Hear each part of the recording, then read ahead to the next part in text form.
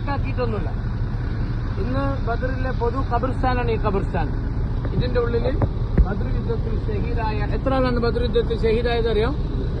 313 ആള് മരിച്ചിട്ടില്ല. എത്ര ആള് മരിച്ചത്? 14 ആള് മാത്രം മരിച്ചത്.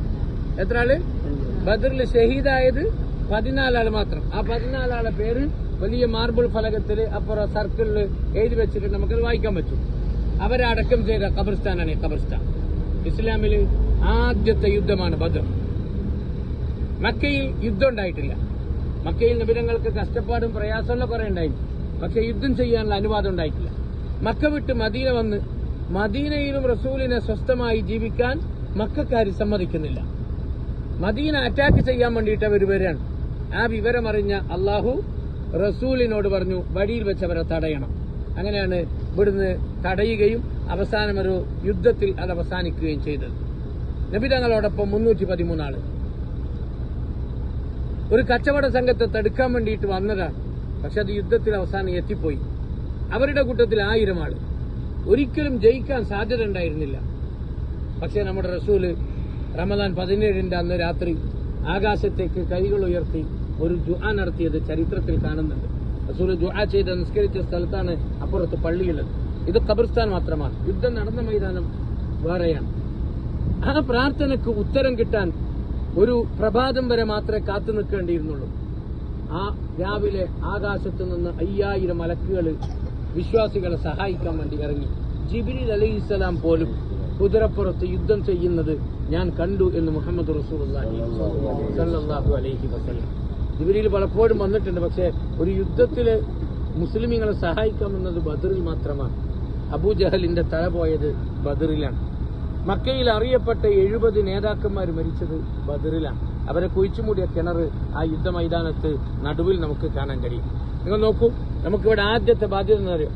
നമുക്ക് ഇസ്ലാമിന് വേണ്ടി ഞാനും നിങ്ങളൊക്കെ ഇന്ന് മുസ്ലിം എന്നുള്ള അഡ്രസ്സിൽ ഇങ്ങോട്ടേക്ക് എത്താനുള്ള കാരണക്കാരറിയോ? ഈ 14 ആള് ജീവൻ കൊടുത്തതാണ്. അന്തെങ്ങാനും അവർ യുദ്ധം ചെയ്യാതെ പിന്മാറിപ്പോയിരുന്നെങ്കിൽ ലോകത്ത് ഇസ്ലാം ഇല്ല.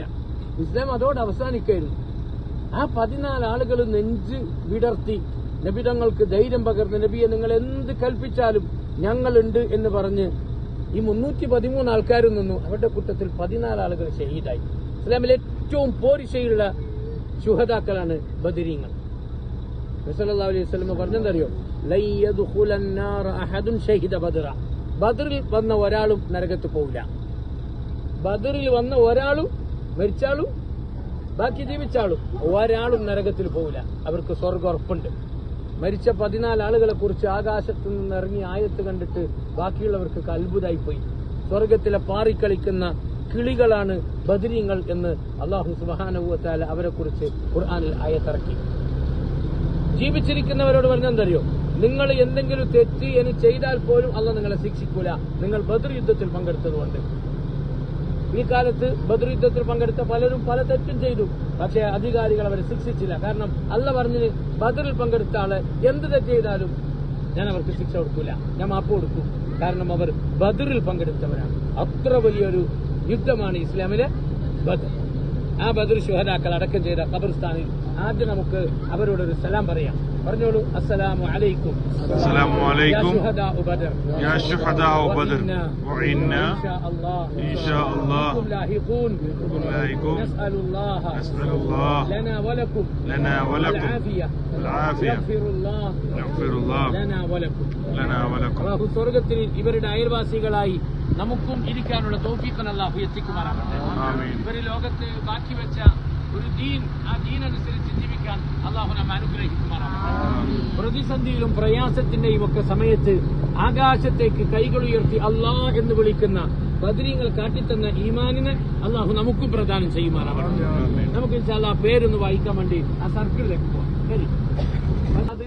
وأنتم أذلة فاتقوا الله لعلكم تشكرون صدق الله العظيم.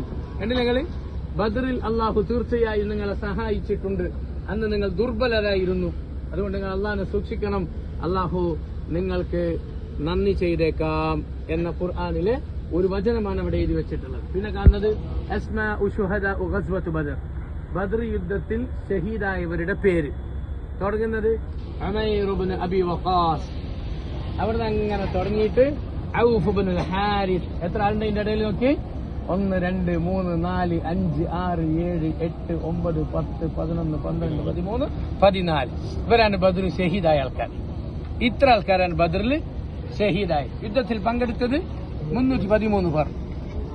അതിൽ മരണപ്പെട്ടത് 14 പേർ. അതിൽ ആദ്യത്തെ പേര് ഉമൈർ ഇബ്നു അബി വഖാസ്. വെറും 16 വയസ്സുള്ള സഹാബിയാണ്. ഞാൻ നോക്കിയത് സഅദ് ഇബ്നു അബി വഖാസ് എന്ന് പറയുന്ന സ്വർഗം കൊണ്ട് സന്തോഷ വാർത്ത അറിയിച്ച 10 സഹാബികളുണ്ട്, അശറത്തുൽ മുബശ്ശിരീൻ.